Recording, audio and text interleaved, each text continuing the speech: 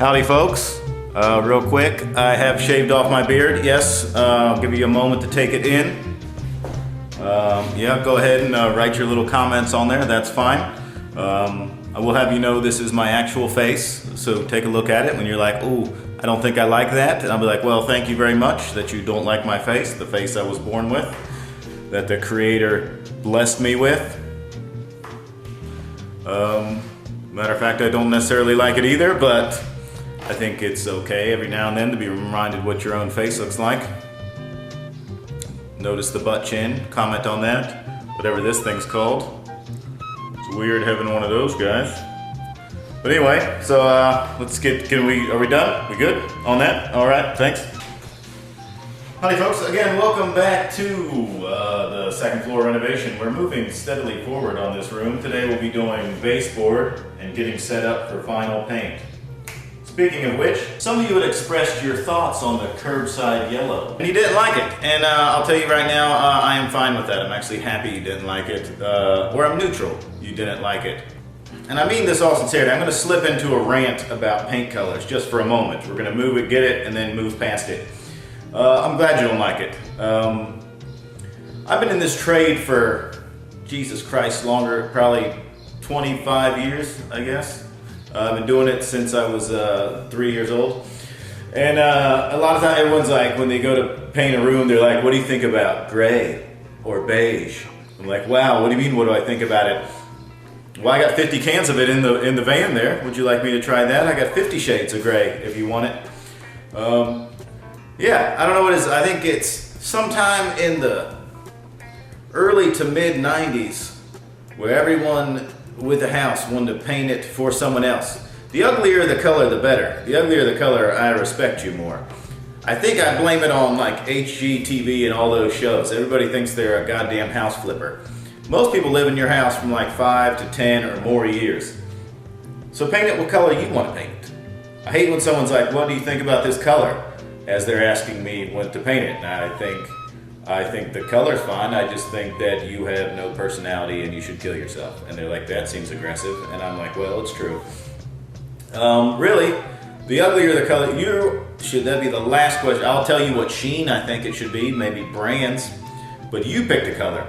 Your house is your nest, and that is your chance to express yourself. The last thing you should give a shit about is what anyone walking into your house thinks about the color of your house. It should be 100% for you. I did this house for this lady one time, and she painted her walls like this onyx green, and we got this gold paint and did her trim with. She had this big velvet painting of a muscular black man holding this black woman like this, and they were like in front of some Nubian temple. It was the ugliest goddamn room I'd ever seen, but it was hers and she loved it, and it made me happy that she wasn't scared to make her house her house. So anyway, I'm glad you don't like it. That's what I'm saying. The person moving in here picked this color, and I said yes. You should see how ugly the green is she picked out for the back porch. So anyway. But like I said, today we'll be doing baseboards. I have painted them already, sanded them. These are all the baseboards that I had taken out of the room. A lot of them fit pretty close, but they're going to be a little bit long, which is obviously is good. You can always hold back an inch. But yeah, that's because I had to add this little architectural detail here to match the rest of the home. So that added about an inch everywhere. And some of the walls are going to move a little bit.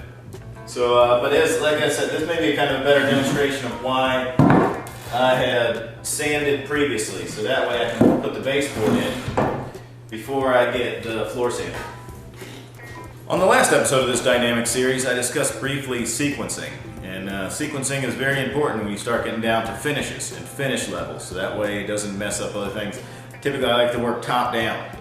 And I know you'll see that there's the room has been finished painted in a color that you all love. And you have these little spots of white and spackling that, that's, what I'll do is I'll get the baseboard in, caulk it, and then I haven't even begun to finish paint. This is all, as far as I'm concerned, just primer. I'm going to do the baseboard first, and then we'll get into that bit right there that a lot of customers don't understand and a lot of painters don't do. I'm just a really amazing guy and I just do all this big stuff. But yeah, I will do that.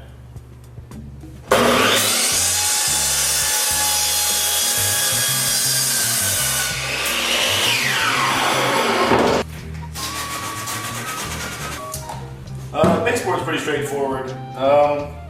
What I do like to do before I put it in, not all the time do you have this massive gap right here where you can actually see where the studs are. But you can just take a stud finder along before you do the baseboard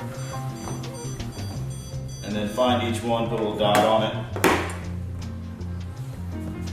That way,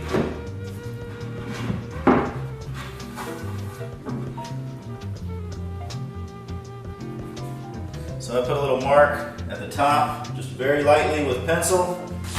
I do have a finish nailer, but I like to use trim screws. I feel like it holds them in tighter.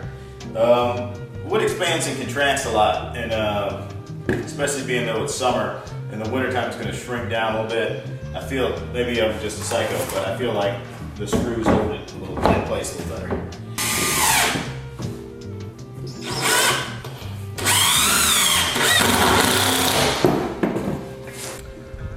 Well, dudes, I got all the baseboard in and the closets, shelf put in as well. So it's time to finally start getting ready for final paint. Not doing final paint, but getting ready for it. In order to do that, first thing we're gonna do this crazy thing that professional painters never do. You bought yourself a pair of white pants and a ladder. Congratulations, you're a painter. Sorry, painters. Watch what I'm doing, professional painters. This is gonna blow your mind. What is that guy? Is he taking the hardware off first? Oh my God. Oh God, painters. Who would imagine? You're not supposed to just paint over top of it? Unbelievable. Absolutely insane, painters. Some of these have the 2 hoop, boop, boop, and the other have 3, so it's important to mark that and remember which is which. So I'm gonna write a 2 there. That way they line up with the doors. Alright dudes, so basically I'm going to go around the entire room and caulk it. Not very exciting. I'm not going to do any caulk jokes this time. I dedicated an entire video for it, so if you didn't get your fill on that, that's your own damn problem. But I basically just have regular painter's caulk, caulking gun, a wet rag, a dry rag, sandpaper, and this little brush here. Just brush it off first. If there's any, just hit all these screw holes and nail holes just one time with the sandpaper. This is it's an extra step I do. I get called a psychopath for doing this a lot, but I once lived in the Antelope Valley in California, and we had ants real bad in our house, and it was very common out there. I lived in the District of Columbia, our nation's capital, and I had rats, which was also very common in the neighborhood. We lived next to this big restaurant, and it was disgusting. The rats as big as forearms, some of them. And now in Ohio, I get bats. So I'm just lucky all around. I'm just a Disney princess, and animals want to come to me. I don't know what it is. I've never had bed bugs, knock on wood, which is very common in this part of Ohio, as well as herpes, also hugely common in this part of Ohio. Be safe out there, folks. Yeah, so what I do is I caulk the top to the wall, but I like to, because there's going to have a shoe molding here, I also caulk the baseboard to the floor. I like the idea of resting easy knowing everything is sealed to everything, right? I mean, there's not really, when you have the sill plate with wood and drywall basically a ½ inch up, bugs and spiders are bugs, but you get the idea. It prevents anything. A spider wants to live inside my wall or whatever, have at it, bro. But if you want to come in the house, you're going to come through the front door like everybody else. So that's why I do it that way. You can't sand caulk, so it's important to get it as smooth as it can be.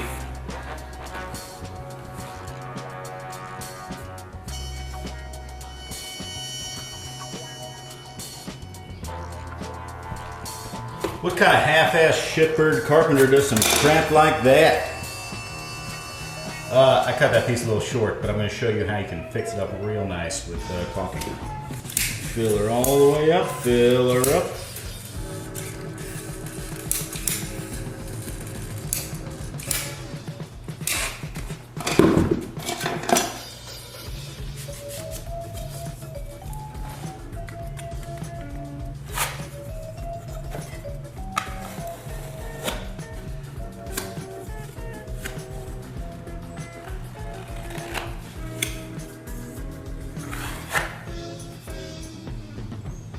I'm a big fan of this Drydex, this pink when wet, slippery when wet, and then it turns white stuff.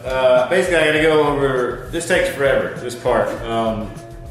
You might not be able to see it very well, but everything a little bit like this, I wanna go ahead and fill up anywhere, any little nail hole, screw hole, do it all over. This is your opportunity to make it perfect. Here's my little Luke personal philosophy on the world is when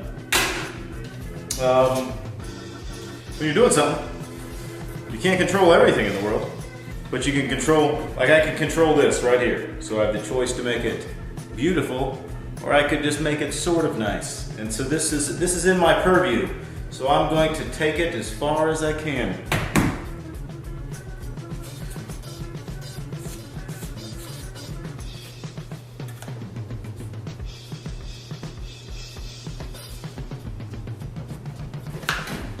Again, I like to get the have all the light fixtures in, the permanent lighting, so then it kind of it sort of reveals your secrets. Without it, you kind of think like what you can get away with within finishing and like little corners and stuff. But once the permanent lighting's in, you know exactly the little dips and dings and like screw pops you've seen.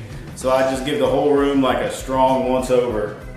Well, let me show you this bit. This looks all pretty well good and done, but let me get something. I wrapped this beam in this pine, and hold on. Pretty cool, huh? Hold on, let me show you like this. You can change the colors. Crazy disco party, huh? Do it on fade. Do it with flash.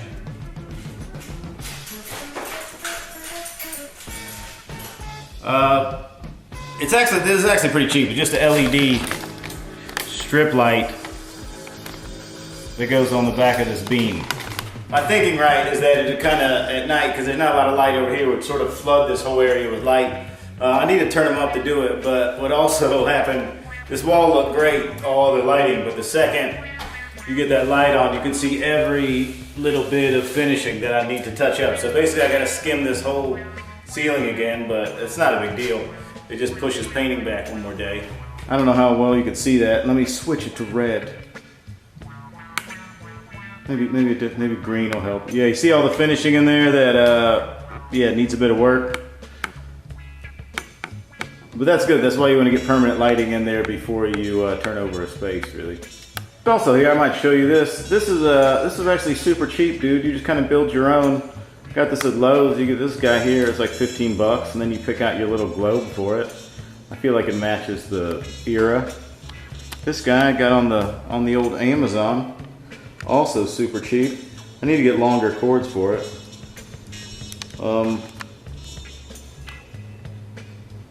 It looks cool on the frame rate how the fan goes. It doesn't look that cool in real life. It looks like a helicopter blade almost.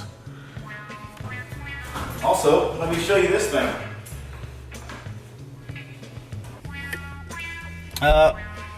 Hey bro, I'm actually pretty proud of this. This is the Anne Frank room that I finished up. Every room up here, it feels like Blair Witch Project. Every room up here is gonna have 2 or 3 little sneaky spots. This is the only one I'm gonna show you here, but I just wanna show you. I'm gonna do like a little bookshelf thing. I'll never come up here again once I give my daughter this room, because this was really hard to work in, if you can't tell by. This is most I can sit up in it. That's it. But I got a little light in here. It's got a switch up here. She wants to charge her phone or a little laptop. All that. I'm still gonna paint the other side of this. And I need to get a couple more of these dudes to sort of hold the door open. But yeah.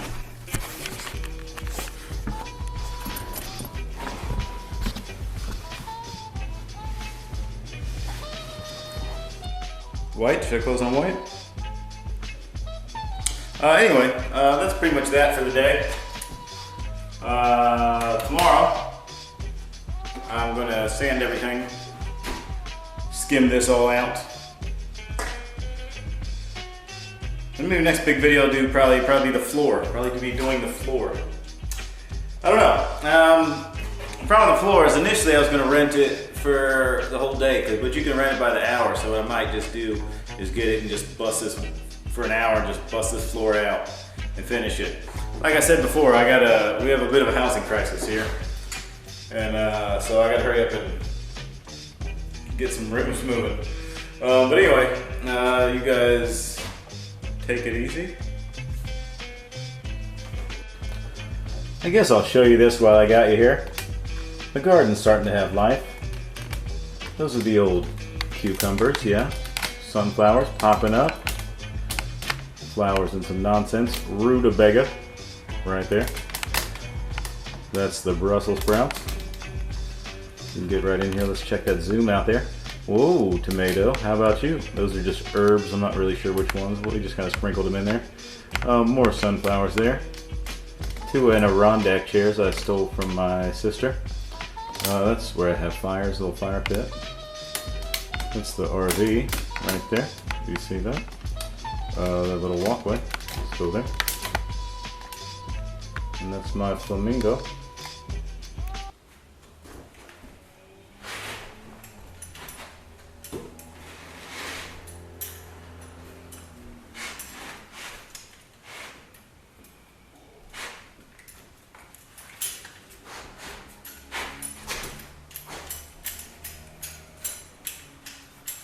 You get it.